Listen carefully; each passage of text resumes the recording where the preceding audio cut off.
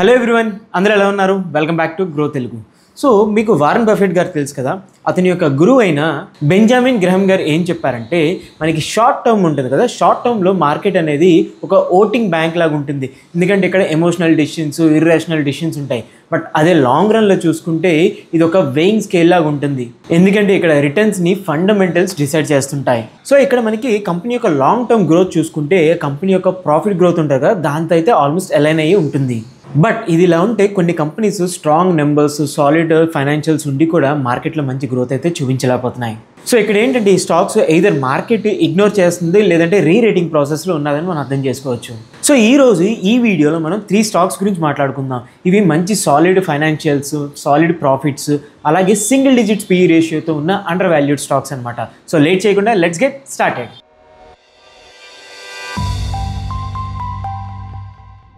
So ఈరోజు ఈ లిస్ట్లో మనం మాట్లాడుకోబోయే ఫస్ట్ స్టాక్ చూసుకుంటే బ్యాంక్ ఆఫ్ ఇండియా. 1906లో స్టార్ట్ అయింది ఈ కంపెనీ. అండ్ గవర్నమెంట్ ఆఫ్ ఇండియాకి ఇందులో 73% స్టేక్ అయితే ఉంది. అండ్ పబ్లిక్ సెక్టర్ బ్యాంక్స్ ఉంటాయి కదా, అందులో వన్ ఆఫ్ ద టాప్ బ్యాంక్గా కూడా మనం చెప్పుకోవచ్చు. అండ్ ఈ బ్యాంక్ తెలుగు ఆపరేషన్స్ అలాగే రెవెన్యూ 4 డిఫరెంట్ సెగ్మెంట్స్ నుంచి అయితే వస్తుంది. సో ఈ కంపెనీ యొక్క రెవెన్యూ సెగ్మెంట్స్ చూసుకుంటే ఫస్ట్ సెగ్మెంట్ చూసుకుంటే ట్రెజరీ ఆపరేషన్స్. ఇక్కడ మనకి గవర్నమెంట్ కార్పొరేట్ బాండ్స్ ఉంటాయి కదా, అవి ఫారెక్స్ డెరివేటివ్స్ అయితే మేనేజ్ చేస్తూ ఉంటుంది. సో ఈ సెగ్మెంట్ చూసుకుంటే అరౌండ్ 28% రెవెన్యూ అయితే కంట్రిబ్యూట్ చేస్తుంది, అరౌండ్ 22,735 crores. అదే నెక్స్ట్ సెగ్మెంట్ చూసుకుంటే రీటైల్ సెక్టర్. సో ఈ retail banking one of the main business డ్రైవర్గా మనం చెప్పుకోవచ్చు. 40% ఆఫ్ రెవెన్యూ మనకి రీటైల్ సెగ్మెంట్ నుంచి అయితే వస్తుంది. సో ఈ సెగ్మెంట్ యొక్క రెవెన్యూ చూసుకుంటే అరౌండ్ 31,000 crores అయితే ఉంది. ఇది కాకుండా కాసా చూసుకుంటే అరౌండ్ 40% ఉంది. అలాగే టర్మ్ డిపాజిట్స్ చూసుకుంటే 46% అయితే ఉంది. ఇది కాకుండా ఈ కంపెనీ ఈ బ్యాంక్ మనకి లోన్స్ అంటే మనకి auto loans, home loans, personal loans ఈ సెగ్మెంట్లో కనుక మనకి రెవెన్యూ అయితే జనరేట్ చేస్తుంది.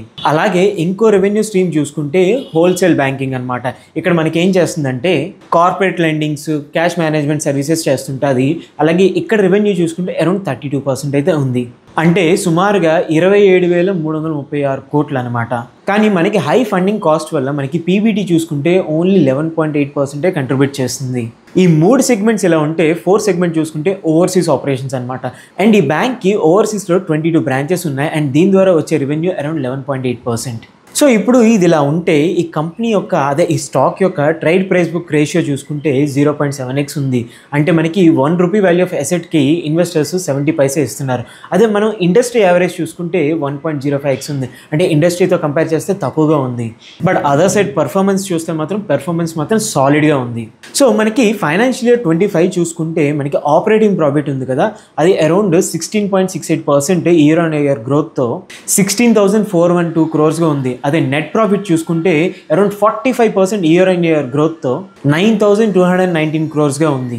అలాగే ఇంట్రెస్ట్ ఇన్కమ్ కూడా చూసుకుంటే అరౌండ్ 16% అయితే గ్రోత్ అయింది, థ్యాంక్స్ టు అడ్వాన్సెస్ అని చెప్పుకోవచ్చు. 15.33% రీచింగ్తో అరౌండ్ 6.27 lakhs crores స్ట్రాంగ్ అయితే ఉందన్నమాట. సో దీనికి గల కారణం చూసుకుంటే మనకి స్ట్రాంగ్ డిమాండ్ మనకి MSME, కార్పొరేట్ అలాగే రీటైల్ సెక్టార్స్ నుంచి అయితే ఉంది. అదే నెట్ ఇంట్రెస్ట్ మార్జిన్ ఉంది కదా, అంటే వీళ్ళు ఇచ్చే లోన్స్ అలాగే వీళ్ళు తీసుకునే డిపాజిట్స్ ఆ ఇంట్రెస్ట్ రేట్ ఉంటుంది కదా, సో ఆ నెట్ ఇంట్రెస్ట్ మార్జిన్ కొంచెం తగ్గింది. అది 2.97% నుంచి 2.82%కి అయితే తగ్గింది. బట్ ఇది మాత్రం మనకి కంపెనీ పర్ఫార్మెన్స్ బ్యాంక్ పర్ఫార్మెన్స్ మీద ఇంపాక్ట్ అవ్వట్లేదు. బ్యాంక్ అయితే మంచి సాలిడ్ పర్ఫార్మెన్స్ అయితే ఇస్తుంది. సో మనకి ఈ నెట్ ఇంట్రెస్ట్ మార్జిన్లో 15 BPS తగ్గడానికి వన్ ఆఫ్ ద రీజన్ చూసుకుంటే మనకి RBI రెపో రేట్ అనమాట. So RBI repo rate cut చేయడం వల్ల ఈ 15 BPS అయితే తగ్గింది. ఇది ఎలా ఇంపాక్ట్ అయిందంటే మనకి లెండింగ్ రేట్స్ ఉంటాయి కదా, అది ఇమీడియట్గా ఇంపాక్ట్ అయింది. బట్ డిపాజిట్స్ ఉన్నాయి కదా, అది ర్యాండమ్గా ఒక పీరియడ్ ఆఫ్ టైంలో అయితే మనకి ఇంపాక్ట్ అయితే చూపించింది. అంటే డిపాజిట్ కాస్ట్ ఉన్నాయి కదా, అది పీరియాడికల్లీ అడ్జస్ట్ అయింది అనమాట. దీనివల్ల బ్యాంక్కి ఎర్నింగ్స్కి అలాగే కాస్ట్కి మధ్యలో డిఫరెన్స్ అయితే చాలా తక్కువగా ఉంది. కానీ ఈ ఇంపాక్ట్ ఈ మన బ్యాంక్ ఆఫ్ ఇండియా యొక్క అదర్ ఇన్కమ్ వల్ల ఆఫ్సెట్ అయిపోయింది. అదర్ ఇన్కమ్ కూడా చాలా వరకు పెరిగింది, అరౌండ్ 6,000 crores నుంచి 9,000 crores అయితే పెరిగింది. అండ్ దీనికి 2 రీజన్స్ ఉన్నాయి. అందులో ఫస్ట్ రీజన్ చూసుకుంటే అసెట్ సేల్ అలాగే డిస్పోజల్స్ వల్ల మనకి ప్రాఫిట్స్ 600 crores నుంచి అరౌండ్ 2,084 crores అయితే పెరిగింది. ఇది almost year on year 215% growth అనమాట. అలాగే ఇంకో వైపు చూసుకుంటే రిటర్న్ ఆఫ్ అకౌంట్స్ ఉంటాయి కదా, అక్కడి నుంచి recoveries year on year 61% growth అయ్యి అరౌండ్ 2385 క్రోర్స్గా ఉంది. ఇదిలా ఉంటే రెండో ఫ్యాక్టర్ చూసుకుంటే రిటర్న్ ఆఫ్ అకౌంట్స్ ఉంటాయి కదా, దాని నుంచి recoveries year on year growth చూసుకుంటే అరౌండ్ 61% గ్రోత్ అరౌండ్ 2365 క్రోర్స్ చేరింది. సో మనకి క్యాష్ రికవరీస్ బాగా ఇంప్రూవ్ అయ్యి 9000 క్రోర్స్కి వచ్చింది. ఇది గ్రోత్ చూసుకుంటే లాస్ట్ ఇయర్తో అంటే ఇయర్ ఆన్ ఇయర్ గ్రోత్ చూసుకుంటే 21% అనమాట. అంటే అరౌండ్ మనకి 647 బేస్ పాయింట్స్ ఇంప్రూవ్ అయ్యి 20% అయితే ఉంది. అంటే మనకి recovery around 647 base points improve అయ్యి 20.43%కి వచ్చింది.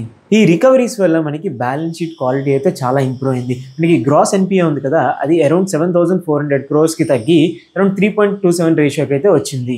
అంటే అరౌండ్ 171 బేస్ పాయింట్స్ తగ్గాయి అనమాట. అలాగే మనకి నెట్ ఎన్పిఏ ఉంది కదా, అది కూడా 40 బేస్ పాయింట్స్ తగ్గి 1.22%కి అయితే వచ్చింది. సో మనకి బ్యాంక్ ఆఫ్ ఇండియా స్టాక్ చూసుకుంటే ఇండస్ట్రీ యావరేజ్ కన్నా చీప్గా ట్రేడ్ అవుతుంది. కానీ 50 బేస్ పాయింట్స్ హైక్ వల్ల మనకి మార్జిన్ మీద చాలా ప్రెజర్ అయితే ఉండబోతుంది. సో ఇది ఇలా ఉంటే మనకి ఈవెన్ ద మేనేజ్మెంట్ 12% గ్రోత్ చూపిస్తున్న ఈ టఫ్ కాంపిటీషన్లో డిపాజిట్స్ని అట్రాక్ట్ చేసి నెట్ ఇంట్రెస్ట్ మార్జిన్ని మెయింటైన్ చేయడం చాలా టఫ్ అవుతుంది, అలాగే చాలా క్రూషియల్ అవుతుంది ఈ కంపెనీకి. సో ఇక్కడ ఇన్వెస్టర్స్కి సజెషన్ ఏంటంటే మార్జిన్స్, నెట్ క్వాలిటీ అసెట్స్ మీద అయితే ఫోకస్ చేయండి. అదే క్రెడిట్ స్ట్రెస్ మళ్ళీ ఇంక్రీజ్ అయ్యే ఆపర్చునిటీని అయితే మిస్ చేసుకోకండి. సో ఇప్పుడు మనం మన నెక్స్ట్ కంపెనీ గురించి మాట్లాడదాం. సో ఈ company name Natco pharmaceuticals. So దీని మీద ఒక క్లిక్ చేద్దాం పదండి. 1981లో స్టార్ట్ అయిన ఈ కంపెనీ ఒక మిడ్ సైజ్ ఫార్మా కంపెనీ అనమాట. సో ఈ కంపెనీకి ఫార్ములేషన్ అలాగే ఏపీఐ సెగ్మెంట్ ఉంది కదా, ఈ సెగ్మెంట్స్లో స్ట్రాంగ్ ప్రెజెన్స్ అయితే ఉంది. సో ఈ కంపెనీకి టోటల్ 9 మ్యానుఫ్యాక్చరింగ్ అలాగే R&D సెంటర్స్తో ఇండియా అలాగే ఓవర్సీస్లో అయితే సర్వ్ చేస్తున్నారు. యుఎస్ మార్కెట్ చూసుకుంటే కాంప్లెక్స్ జెనరిక్స్ అలాగే ఆన్కాలజీలో స్ట్రాంగ్ నీష్ అయితే క్రియేట్ చేశారు. సో ఇప్పుడు మనం ఈ నాట్కో ఫార్మా యొక్క బిజినెస్ ని ఇంకా డీటెయిల్ గా అర్థం చేసుకుందాం పదండి. సో మనం ముందుగా ఏపీఐ గురించి మాట్లాడదాం. అసలు ఏపీఐ ఏంటంటే యాక్టివ్ ఫార్మాస్యూటికల్ ఇంగ్రీడియంట్స్ అనమాట. సో ఈ కంపెనీ డ్రగ్స్ కి రా కెమికల్ బేస్ అయితే మ్యానుఫ్యాక్చర్ చేస్తూ ఉంటుంది. సో కంపెనీ ఈ ఫార్ములేషన్స్ ని వాళ్ళ యొక్క ఓన్ మ్యానుఫ్యాక్చరింగ్ కూడా యూస్ చేస్తుంది, అలాగే వేరే మ్యానుఫ్యాక్చరింగ్ అదే గ్లోబల్ కంపెనీస్ ఉంటాయి కదా, వాటికి కూడా అమ్ముతూ ఉంటుంది వీళ్ళ యొక్క ఫార్ములేషన్స్ ని. సో మనకి ఫైనాన్షియల్ ఇయర్ 2025 చూసుకుంటే మనకి ఏపీఐ రెవెన్యూ చూసుకుంటే అరౌండ్ 201.8 క్రోర్స్ ఉంది. అంటే ఇది 19% ఇయర్ ఆన్ ఇయర్ డిక్లైన్ అనమాట. దీనికి గల రీజన్స్ చూసుకుంటే మనకి కమోడిటీ టైప్ ఉంది కదా, దాని యొక్క ప్రైజింగ్ ప్రెషర్ అనమాట. అంటే మనకి ఎక్కువ కాంపిటీషన్, మార్కెట్లో ఎక్కువ కాంపిటీషన్ అలాగే తక్కువ ప్రైజింగ్ ఉంటుంది, అంటే తక్కువ మార్జిన్స్ ఉంటాయి అనమాట. అండ్ ఇంకో రీజన్ చూసుకుంటే లార్జ్ వన్ టైం డీలింగ్స్ అనమాట. అంటే large deals, one time deals అలా వస్తుంటాయి కదా, ఆ ఇంపాక్ట్ కూడా ఉంది. అంటే లాస్ట్ ఇయర్ ఏదో వన్ టైం డీల్ని అయితే వీళ్ళు క్రాక్ చేస్తారు, అది ఈ ఇయర్ రాలేదనమాట. So large one time deals కూడా ఇంపాక్ట్ చేస్తుంది. సో ఓవరాల్గా ఏపీఐ యొక్క రెవెన్యూ పర్సంటేజ్ చూసుకుంటే ఓన్లీ 4.2% ఉంది టోటల్ రెవెన్యూలో.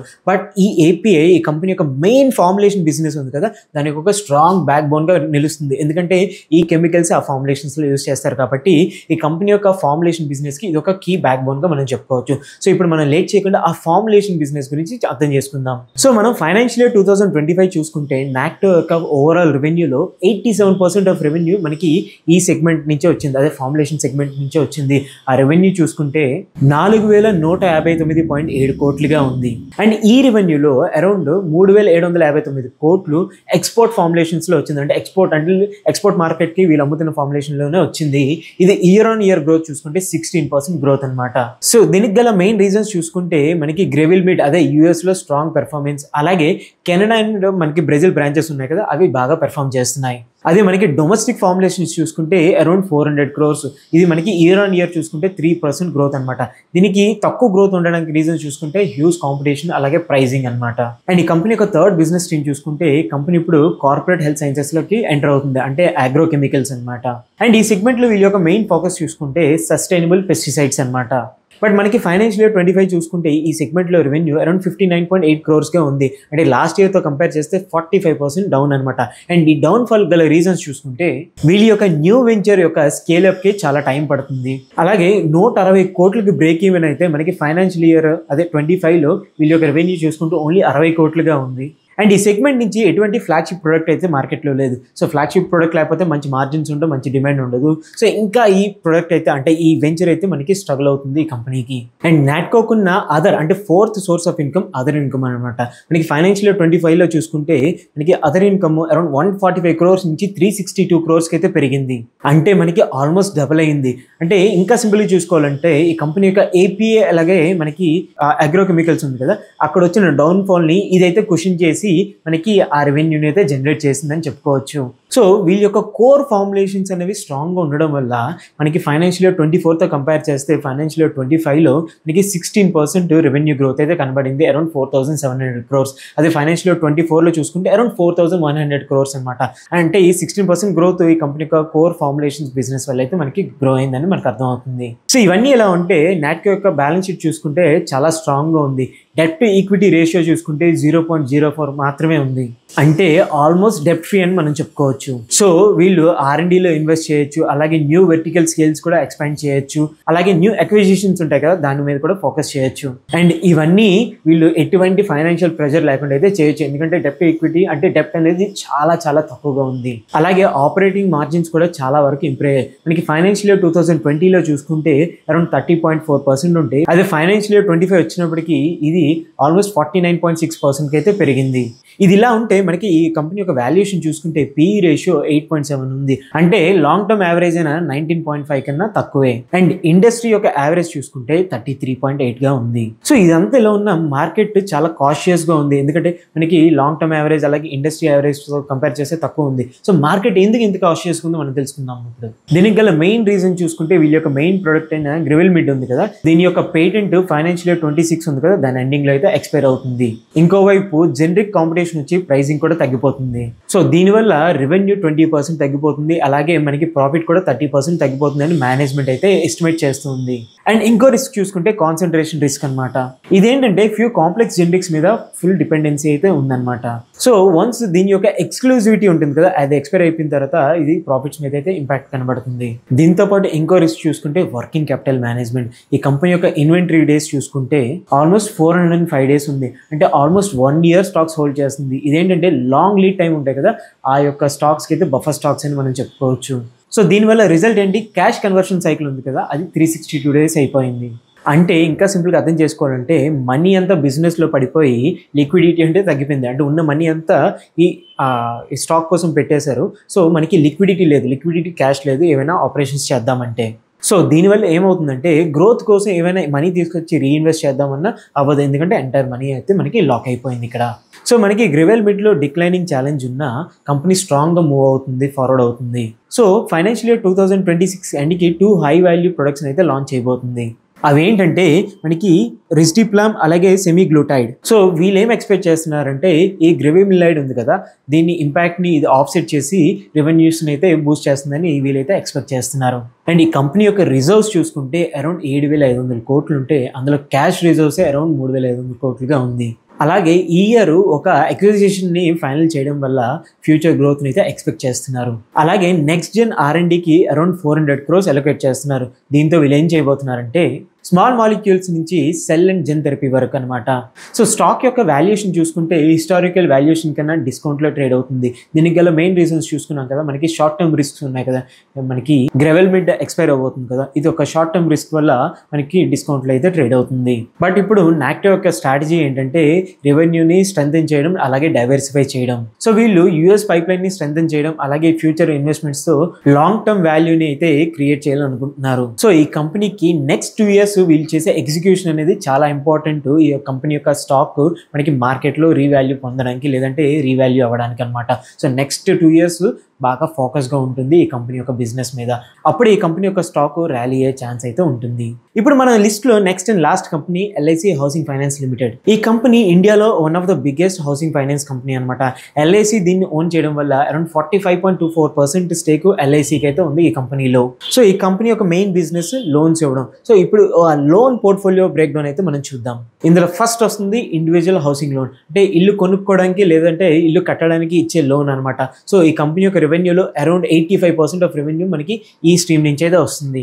సో నెక్స్ట్ సెగ్మెంట్ చూసుకుంటే నాన్ హౌసింగ్ కమర్షియల్ లోన్స్ అనమాట. ఇదేంటంటే ఆఫీసెస్ లేదంటే కమర్షియల్ అసెట్స్ కోసం బిజినెస్ కి ఇచ్చే లోన్స్ అని మనం చెప్పుకోవచ్చు. నెక్స్ట్ చూసుకుంటే ప్రాజెక్ట్ ఫైనాన్స్. మనకి డెవలపర్స్ ఉంటారు కదా, శోభ, ప్రెస్టీజ్ ఇలాంటి డెవలపర్స్ కి లార్జ్ రియల్ ఎస్టేట్ కన్స్ట్రక్షన్ కోసం ఇచ్చే లోన్స్ అనమాట ఇవి. సో ఇక్కడ మనం కమర్షియల్ అలాగే ప్రాజెక్ట్ ఫైనాన్స్ ఉంది కదా, ఈ లోన్స్ వరకు చూసుకుంటే టోటల్ లోన్స్ షేర్ చూసుకుంటే అరౌండ్ 4.7% మాత్రమే ఉంది. అండ్ లాస్ట్ 5 yearsలో మనకి లోన్ బుక్ చూసుకుంటే అరౌండ్ 7% CAGRతో అయితే గ్రో అయింది. సో ఫైనాన్షియల్ ఇయర్ 25లో ఈ ఎల్ఐసి హౌసింగ్ ఫైనాన్స్ లిమిటెడ్ యొక్క డిస్బర్స్మెంట్స్ చూసుకుంటే మనకి project finance year on year growth 48% ఉంది. అదే నాన్ హౌసింగ్ ఇండివిజువల్ లోన్స్ ఉన్నాయి కదా, అదే ఇయర్ ఆన్ ఇయర్ గ్రోత్ 21% ఉంది. అదే ఇండివిజువల్ హౌసింగ్ లోన్స్ ఉంది కదా, దాని ఇయర్ ఆన్ ఇయర్ గ్రోత్ చూసుకుంటే 5% ఉంటే కమర్షియల్ లోన్స్ డ్రాప్ అయింది 5%. సో టోటల్ డిస్బర్స్మెంట్ చూసుకుంటే అరౌండ్ 64,022 crores ఉంది. బట్ ఈ షిఫ్ట్ అనేది ఎందుకు మంచిది ఇప్పుడు మనం డిస్కస్ చేద్దాం.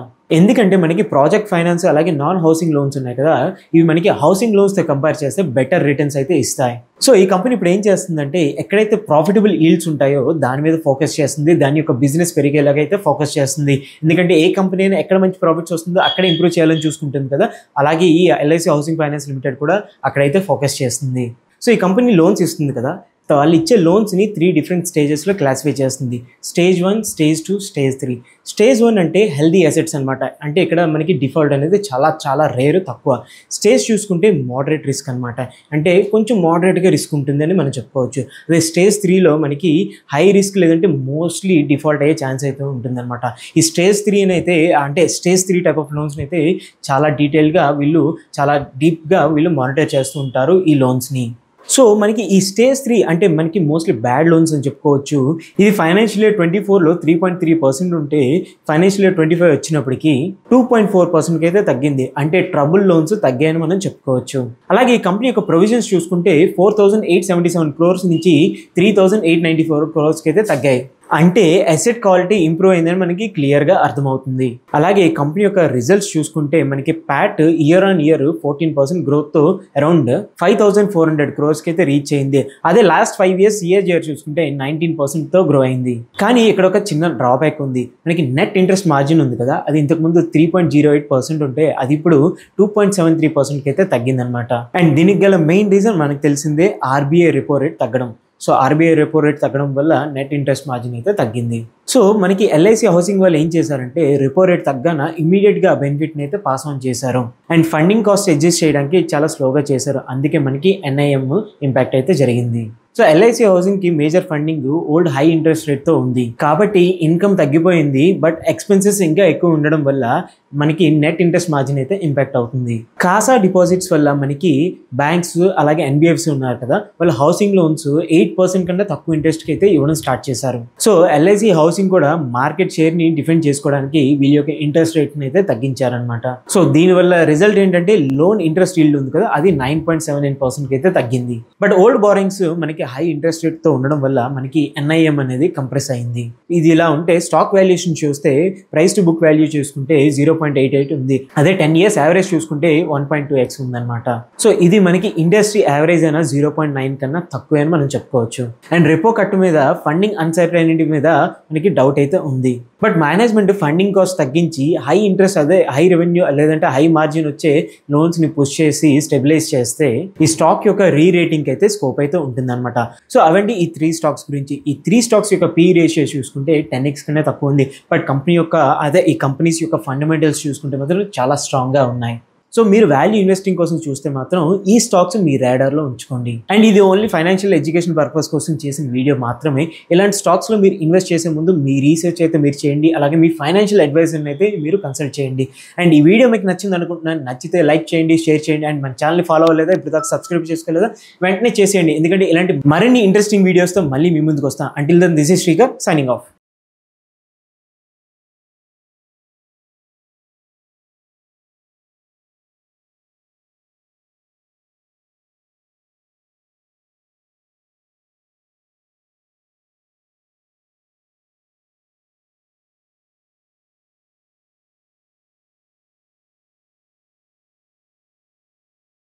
Investment in securities market are subject to market risks. Read all the related documents carefully before investing. Please read the risk disclosure documents carefully before investing in equity shares, derivatives, mutual fund, and or other instruments traded on the stock exchanges.